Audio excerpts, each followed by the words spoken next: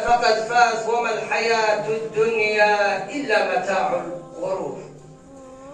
قال لي مسلمانا آيات خدا تعالى كلام خدا تعالى إنسان قدر ساغلم بنجي فعل بكن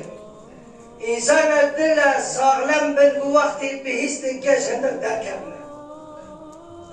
الصحابة كي بسكرن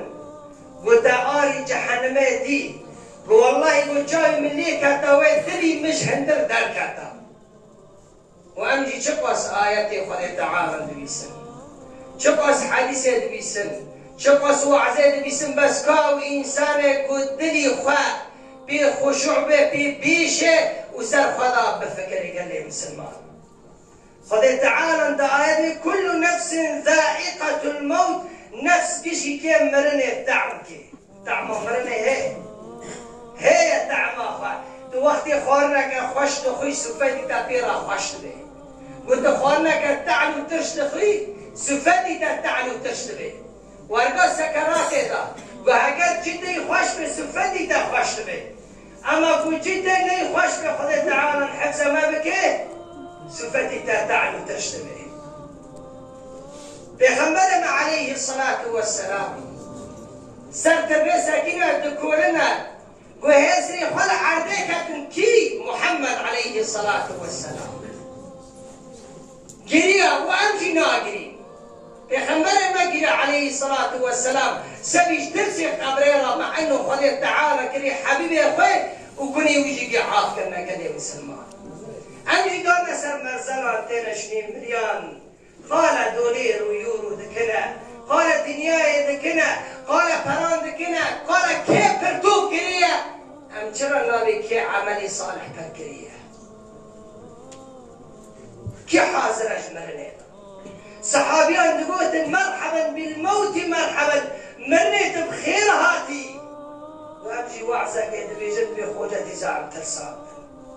دوستي تاي تلفادني بترسيني لجمني تتكانيني دوستي يصير خدا جوي رازي بأي ورد براو مرن هيا براو خوش قبري قارنا حاضر سيد الخلق قريال سرتربي حتى هزني خل عرضي كتن ويا إخواني لمثل هذا فأعدوا قبري مجروكا ونلا فحاضر